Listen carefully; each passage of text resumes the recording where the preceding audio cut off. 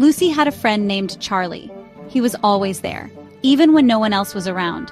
Sometimes she felt like he was the only one who truly understood her, especially on the nights when the world outside seemed too big and too loud. He wasn't like other friends. Charlie was special. He never left her side no matter how late it got or how quiet the house became. He lived in Lucy's room, but only she could see him.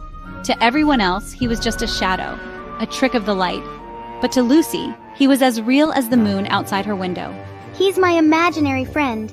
He listens to me when I talk about my day, and he always knows when I'm feeling sad or scared. That's nice, dear. Just remember, if you ever need anything, I'm always here for you too. She didn't really believe it. Grown-ups never seemed to understand about Charlie or how real he felt to Lucy. Charlie was tall and dark. He always stood in the same corner, just out of reach, his presence both comforting and mysterious. He didn't speak much, but when he did, it was always in whispers. His voice was soft, barely more than a breath, and Lucy had to listen closely to hear him. His words were cold, like the air in Lucy's room when he was around. Sometimes she would shiver even under her warmest blanket, feeling his presence settle in the air. Sometimes Lucy was scared of Charlie. There were nights when his shadow seemed to stretch longer, and his whispers grew a little sharper, making her heart race. But he was her friend, and she didn't want to be alone. Even when fear crept in, Lucy clung to the comfort of knowing that, in the quiet darkness, Charlie was always there with her. One afternoon, Lucy sat on her bedroom floor, playing with her dolls. Charlie watched from the corner, his eyes like two burning coals. Let's play a new game. Lucy shivered. She didn't like his games, but she always played. He wanted her to. What game? A game of secrets. Tell me a secret and I'll tell you one.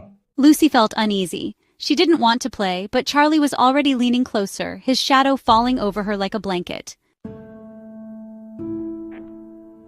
The next morning, Lucy woke to find her door open. That was strange. Charlie always closed her door at night. She went downstairs and into the kitchen. Mom, have you seen Mittens? Mittens was her cat. No, dear, she's probably hiding somewhere. But Mittens didn't come back. They searched everywhere, but the cat was gone. Lucy knew it was Charlie. He had taken Mittens. He had whispered about secrets, about things disappearing, but she couldn't tell her mom that. Could she? Later that day, as the afternoon sun filtered through the curtains, I found myself drawn to the old photo albums stacked in the corner of the living room. The covers were worn, the pages yellowed with age, each one holding memories I thought I'd long forgotten. I stopped at a picture of myself as a child, maybe 6 or 7 years old, sitting cross-legged on the living room rug.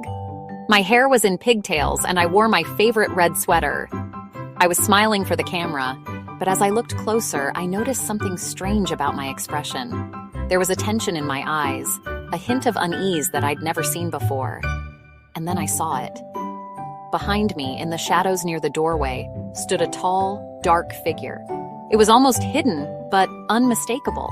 A presence that didn't belong. My breath caught in my throat. I stared at the photo, heart pounding, unable to look away. It couldn't be real, but the figure was there, clear as day. It looked exactly like my own imaginary friend from when I was little. The one I used to talk to when I thought no one was listening. The one I'd always described to my parents, but they'd just smiled and nodded. He had the same dark, bottomless eyes, the same chilling presence that made the room feel colder whenever I thought about him. Even now, I could almost feel his gaze through the photograph. For years, I'd convinced myself he was just a figment of my imagination, a childhood fantasy that faded as I grew older. But seeing him there in that old photograph made me question everything I remembered. Hadn't he only existed in my mind? Or had he always been there, lurking just out of sight? Charlie. The name echoed in my mind, as if whispered from the shadows of my memory. The room suddenly felt colder, and I realized some memories never truly fade. They wait, hidden in the corners until you're ready to see them again. I shivered, a wave of fear washing over me. I had tried to forget Charlie. He had frightened me as a child, whispering secrets in the dark, making things disappear. I had hoped I would never see him again, but now he was back. And this time, he was tormenting my daughter. Mom knew she couldn't ignore this. She had to protect Lucy, even if it meant confronting the darkness that haunted her past. That night, I went to Lucy's room. The air was cold and shadows danced on the walls. Lucy sat on her bed, her eyes wide and distant. "Lucy," I said softly, "we need to talk about Charlie." Lucy didn't answer. She just stared at the corner of the room where Charlie always stood. Suddenly, the lights flickered. The room grew colder. I felt a chill run down my spine. I knew Charlie was there, lurking in the shadows, listening to our every word.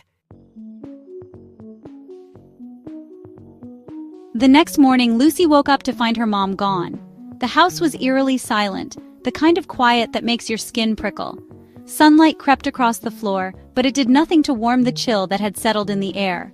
She wasn't in the kitchen or the living room where the morning light usually found her humming softly over breakfast. The table was set, but the food was untouched, as if time had simply stopped. Lucy called out, her voice echoing through the empty rooms. She searched every corner, every closet, every shadow, but her mom was nowhere to be found. It was like she had vanished, leaving behind only the faintest trace of her presence. A scent in the air, a sweater draped over a chair, a memory lingering in the silence. Days turned into weeks, and still, there was no sign of Mom. The house grew quieter, the shadows longer, as if the walls themselves were mourning her absence. Lucy waited, hoping for a knock at the door, a familiar voice calling her name, but nothing ever came. Lucy was alone, but she didn't feel alone. At night, she would lie awake, listening to the creaks and sighs of the old house, convinced that someone, or something, was moving just out of sight. She could feel a presence in the house, watching her, whispering her name from the darkness. Sometimes, she thought she saw shapes flicker in the corners, shadows that moved when she wasn't looking. "Lucy." Sometimes, late at night, Lucy would see her out of the corner of her eye, her mom. But something was different. The figure lingered in the doorway, half hidden in shadow, never stepping fully into the light. Her eyes were darker, her smile strained, as if she was trying to remember how to be herself. There was a coldness in her gaze that Lucy had never seen before, and when she spoke, it was with the same chilling whisper as Charlie. The words twisted through the air, sending shivers down Lucy's spine as if the house itself was breathing with her mother's voice. Lucy was no longer scared of Charlie. The real terror was the emptiness left behind, and the strange, haunted version of her mother that now drifted through the house. She was scared of what had happened to her mom, and of what might happen to her if she stayed. Every night, she clung to her mother's photograph, searching for answers in the familiar smile that no longer felt real. She was scared that she too would be lost in the shadows with him, that the house would swallow her up, just as it had her mother, leaving nothing behind but memories and whispers, forever. The darkness pressed in, and Lucy could only hope that someone, somewhere, would hear her silent plea for help. "Lucy,"